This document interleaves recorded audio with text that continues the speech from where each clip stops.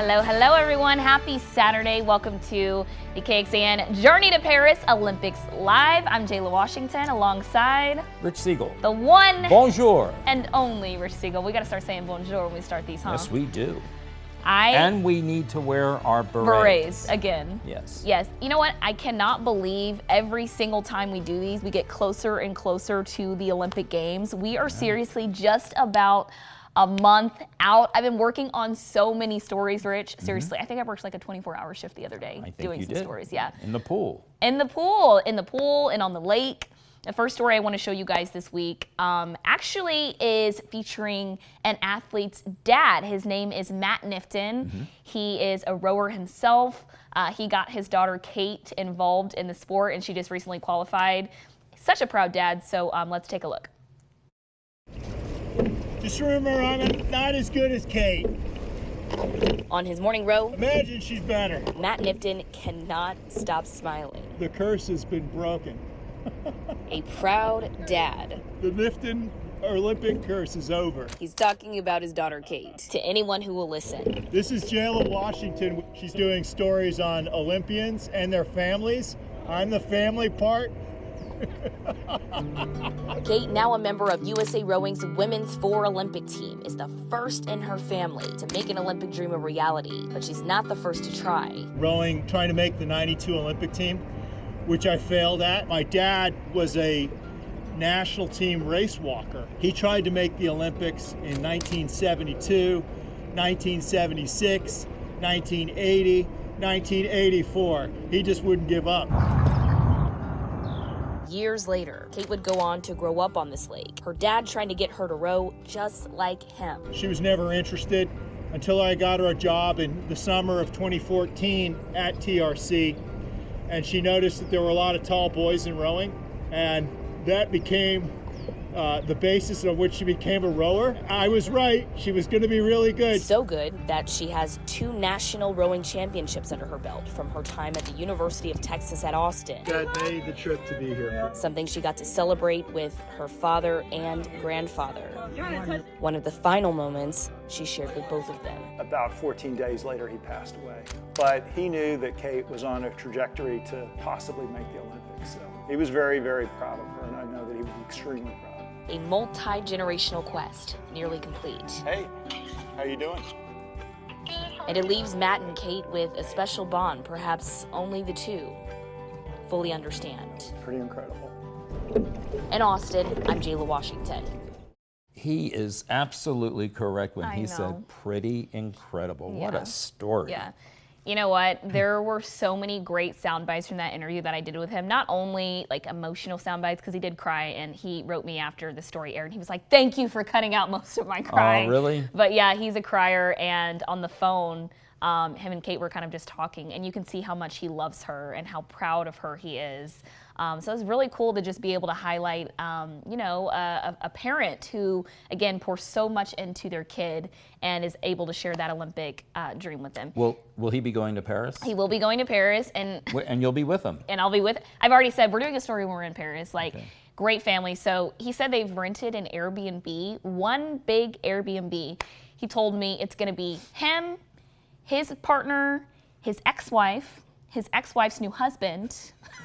Like, he's like, all the #1 Kate supporters under one roof. He's like, what could possibly go wrong? When he's like, we're doing it for the greater good for her. So, yeah, I'm really excited. And I did interview Kate, so we're going to talk about her story as well in the next couple of weeks, because she did not know if she was going to be able to qualify for the games literally months ago, because she went through a pretty big, drastic injury and had to get surgery and all of that, and was able to bounce back and break that family curse. So I loved that story. That was probably one of my favorite stories that I've done this entire time. Another cool story that I've actually had in the can for quite some time now, and we're choosing to show you guys now with Olympic trials coming up. There are a group of high school swimmers with Longhorn Aquatics who are like 16, 17, and 18, and they are just so talented, a part of this growing club. And now they are going to be competing at Olympic trials this weekend in Indianapolis, Indiana. Where you? My hometown. Shout out to it. Hey. Anyways, I had a lot of fun, sharing their story as well. So let's take a look. In the pool, doing laps before the sun comes up.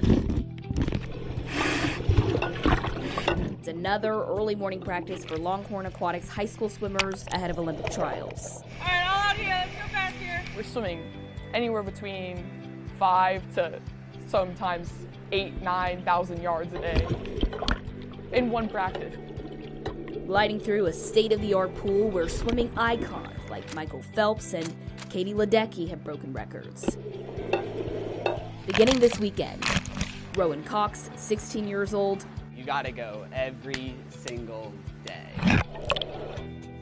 if you want to be the best. Andrew Zoe, 17. It is a lot of focus. And Jillian Cox, 18. It's exhausting. Will be swimming in Indianapolis, trying to qualify for Paris 2024. And it feels different for each of them, who have gone through a lot to make it this far.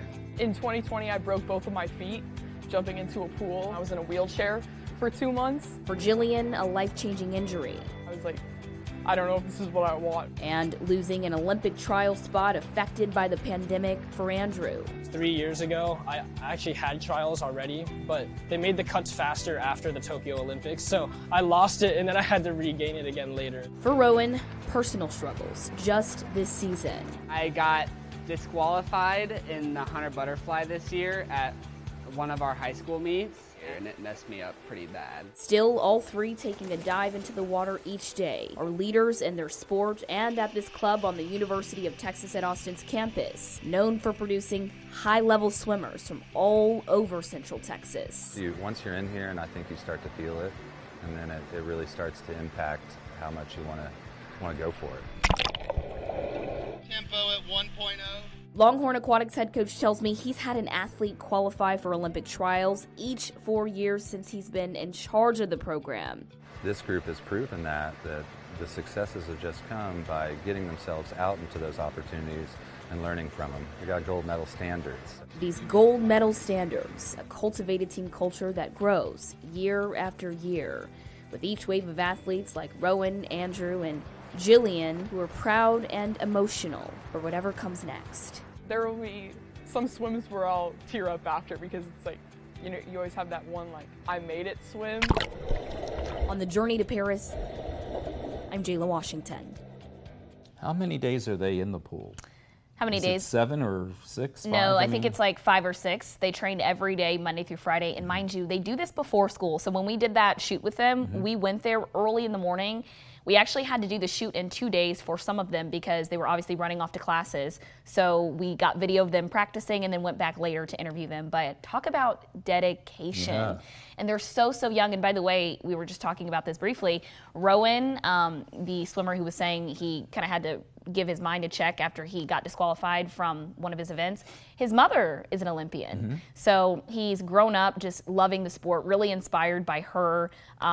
He grew up with her coaching and being very involved. So really cool to kind of see him have that guidance. But yeah, they will all be in Indianapolis, Indiana, today competing. There's also another, we had a lady reach out, there's also another Round Rock high schooler who's going to be competing as well at trials. So good luck to everyone who is going to be competing. And this perfectly transitions us into our weekly headline. You like how I did that there? I did. I mean, I do. So today is, like we're saying, Olympic trials. And we want to let you guys know, outside of the high schoolers that are going to be competing, there are going to be, 33 UT swimmers and divers that are heading to trials. That is incredible. In Indianapolis? In Indianapolis today. So what we're showing you right here, this is Lucas Oil Stadium, by the way. Let me flex my Indianapolis muscle since that's where I'm from. Do that. They completely transformed Lucas Oil Stadium, where, mind you, that's where the Colts play. They transformed it to make this a pool for these athletes who are trying to qualify to compete. So we got this video from our sister station in Indianapolis, Fox 59. You can see they've completely transformed the city. It's really kind of cool to see this video here because my family was texting me pictures of the Eiffel Tower that you could see outside of there. Just really excited about everything that is happening today. But again, 33 UT swimmers and divers who are heading to trials. The trials are going to be taking place until the 23rd, I believe. Let me check that to make sure I'm correct, because I know, yeah, the 15th through the 23rd. And right now, the prelims are going to be beginning in Indianapolis. It's 10:42, so the prelims begin in about 15 minutes. Bet you wish you were there. I know. I kind of have FOMO. Did you ever think I'd have FOMO, like not being in Indianapolis, Indiana? Yeah. My family's there, but you know I love Austin so much. So yeah, certainly looking forward to that. And our teammate for Next Star Media Group, our company, is Matt Barnes is going to be covering the Olympic trials this weekend. So good luck to all of those who are competing. Okay, next headline, keeping in the theme with just swimming and whatnot. You remember we told you guys a few weeks ago that there was a lot of, I don't want to say poopy water, but it was poopy water. Literally. It wasn't clean. It was not clean. The Seine River in Paris, which is going to be hosting the swim event for the Olympics, as you see there, it looks nice. It looks serene, very Paris-y. Well, that was not the case just a few weeks ago. The water was so contaminated with what they called fecal matter. Yes, they called it fecal matter.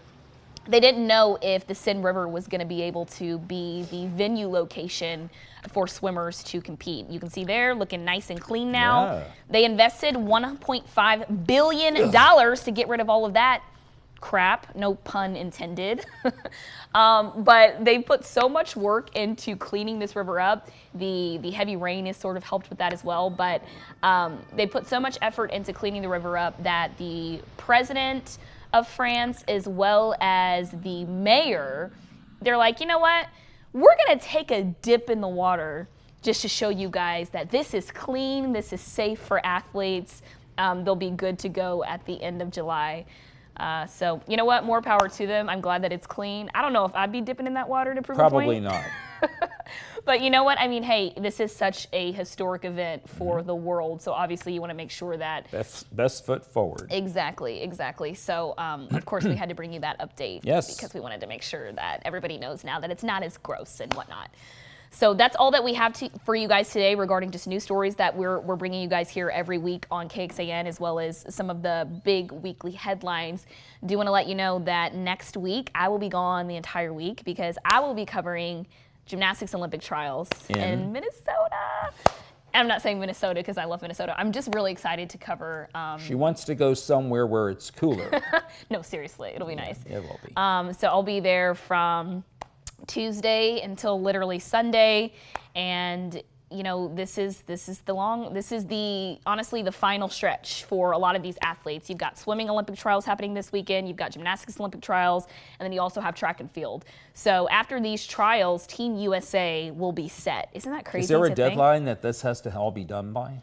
So I don't know if there was a set deadline, like but 10th before or July 5th or something. Typically, the way that they do it, before like at least few weeks before the games, they like to have those teams finalized because obviously you want to know if you're going to be traveling to Paris to go compete and then making all of those travel plans and whatnot for like their families. So yeah, like I said, no set deadline, but typically the way that these games go, they usually do have these trials that wrap up a few weeks before. So anyways, tracking all of these athletes, local athletes, thank you all so much for reaching out with your story ideas and letting us know what's going on. Again, we love doing this live stream with you every single week. We'll see you back here the 29th. The 29th. Take care.